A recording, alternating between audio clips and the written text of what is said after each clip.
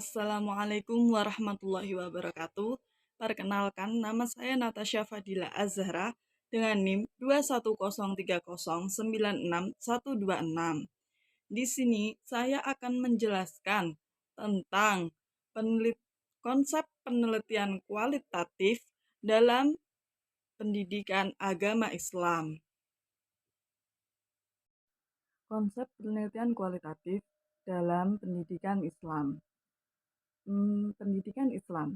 Metode penelitian pendidikan Islam adalah cara ilmiah untuk mendapatkan data atau informasi sebagaimana adanya, bukan bukan sebagaimana seharusnya, dengan tujuan dan kegunaan tertentu yang berkaitan dengan pendidikan Islam. Pengertian di atas merupakan perbedaan antara pendidikan Islam dan pendidikan lainnya. Perbedaannya terletak pada pendidikan Islam.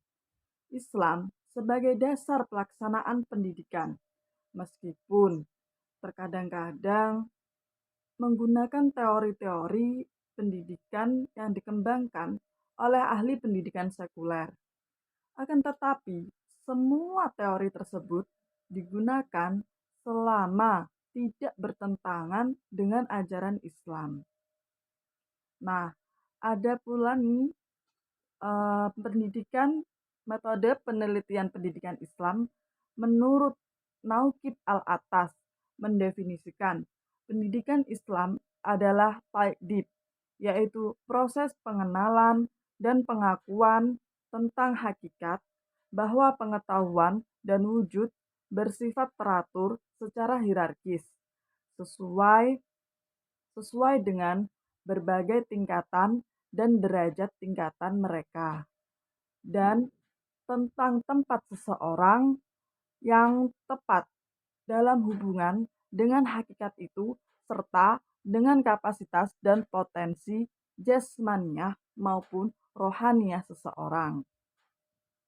Nah, berdasarkan pendapat tentang pendidikan Islam tersebut, tentunya penelitian pendidikan Islam memiliki ruang lingkup, yakni pendidikan Islam sebagai mata pelajaran yang diberikan pada lembaga-lembaga pendidikan umum mulai tingkat sekolah dasar sampai ke perguruan tinggi.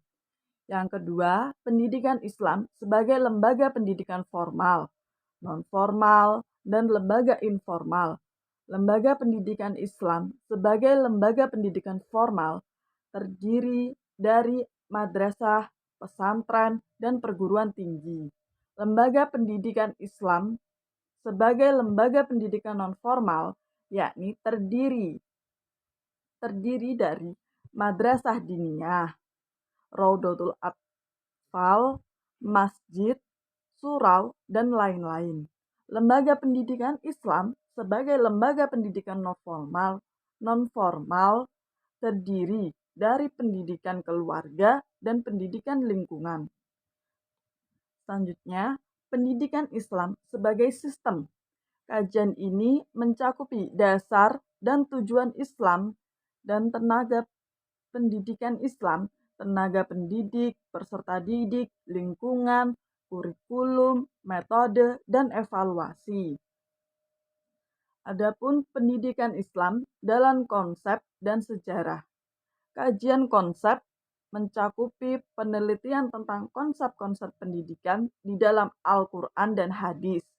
Kajian sejarah mencakupi penelitian tentang sejarah, pemikiran, dan sejarah kelembagaan. Adapun arti penting penelitian pendidikan Islam, yakni pendidik sebagai proses sosialisasi. Hakikatnya adalah interaksi manusia dengan lingkungannya yang membentuk melalui proses belajar dalam konteks lingkungan yang berubah-ubah. Adapun pendidik senantiasa melibatkan komponen manusia, yakni pendidik dan tenaga kependidikan, siswa, kurikulum, lingkungan waktu, serta sarana prasarana pendidikan. Setiap komponen saling berinteraksi dalam suatu proses pembelajaran untuk mencapai tujuan pendidikan. Pendidikan sebagai suatu sistem tidak hanya berorientasi pada hasil, tetapi juga berorientasi pada proses agar memperoleh hasil yang optimal.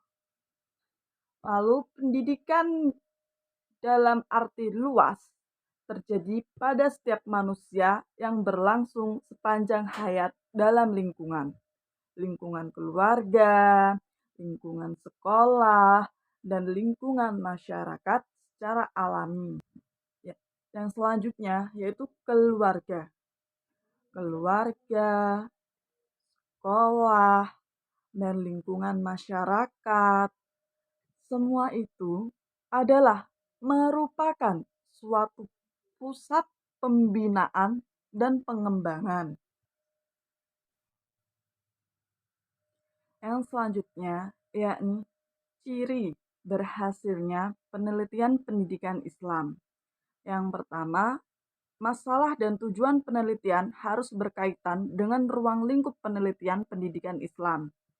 Yang kedua, masalah dan tujuan penelitian harus digambarkan secara jelas sehingga tidak menimbulkan keraguan pembaca.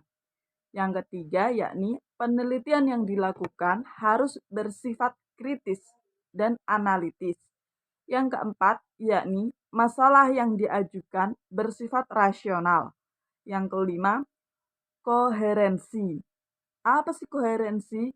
Yaitu terdapat keterkaitan antara bagian dalam penelitian. Yang selanjutnya, konsistensi. Konsisten. Apa sih konsisten? Dalam penggunaan istilah dalam penelitian harus konsisten.